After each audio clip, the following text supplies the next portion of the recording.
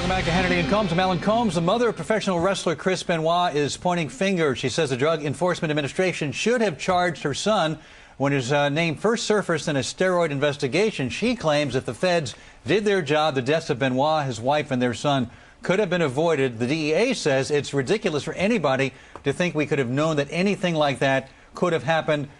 And with us tonight, professional wrestler Kevin Big Sexy Nash. You don't mind if I called you Kevin, do you? Yeah, please. All right.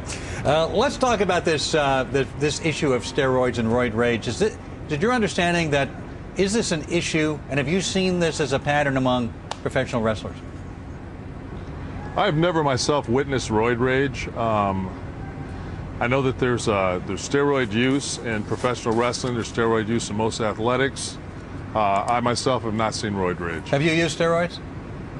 Have I ever used steroids? Yeah. Yes, I have. And did you get mood changes? Did you get any rage take place? Or what was your experience? No. No mood changes. I mean, I gained muscular size. I lost body fat. My body composition changed. But well, you knew Chris and Nancy. You especially knew Nancy. What do you think happened here?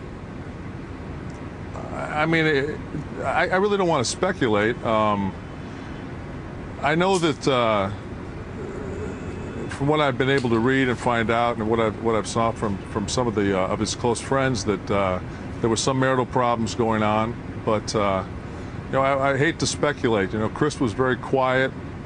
I didn't have a very close personal relationship with him, but he was. If you're a professional wrestler, you're basically in a fraternity with these guys. So can we discount the idea that drug use, and they found an enormous amount, and apparently he was getting from his doctor a 10-month supply every few weeks? Can we discount that had anything to do with this? No, absolutely not. I think you have to wait till the toxicology comes out. The thing that I'm really curious of is, you know, alcohol was found on the scene. They said earlier that alcohol was found on the scene.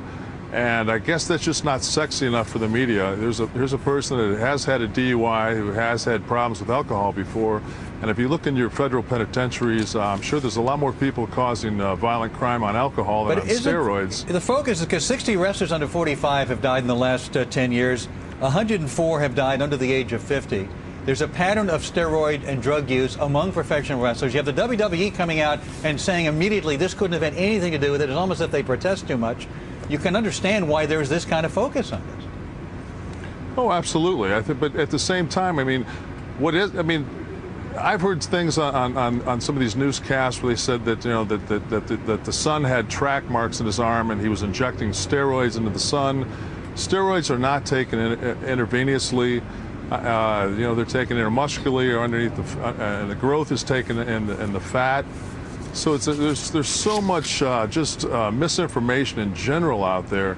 I mean, steroids, you know, if abused, are horrible. But when you're in your 40s and 50s, they're starting to find that there are some therapeutic properties as far as when men start to lose their natural testosterone levels. They call it andropause, and they're starting to find out that actually the testosterone, when taken, actually stops the fat cell at the actual stem cell itself.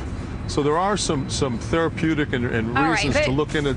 Mr. Nash, this is Karen Hannity. I think we can all agree that he wasn't taking steroids for any sort of therapeutic purposes, and there is a lot of steroid use in wrestling. I disagree with you. I disagree. He was taking it for therapeutic purposes. You don't know that. You don't know. He might have had absolutely. You're right. I don't know that, but I think we can pretty much take that off the table. We all know there's a lot of steroid use in wrestling industry. Hold on a second. Yes, there is, but you're misinformed. If he had taken anabolic steroids for a long time, his testosterone would have shut down from his testes. That means that he would have had no sexual drive, no libido. A doctor would give you testosterone in order for you to increase your libido because your testes are not working. Let me ask you a basic question about the industry. Do you think that wrestling is a legitimate sport along the lines of baseball? Absolutely not. It's entertainment. So there should, okay, so because the baseball players have had to go before and testify before Congress, do you think that wrestling, the wrestling pros and that the association should be required to testify before Congress if there's some sort of legislation that they bring up, that you're any sort of example to these high school and college kids who are out there? Do you have any responsibility to actually follow the law, or should we just let your industry off the hook because you're, as you call it, merely entertainment? No, I think that if you break the law, you break the law. It doesn't matter where you are. The thing is there's no toxology. The toxology has not came out yet. All this is speculation. There were steroids found in the house, yes. But until Chris's levels come back, along with everything else, I mean, I just think it's so sexy and it's such a media craze that steroids were involved. Steroids were involved. You know what?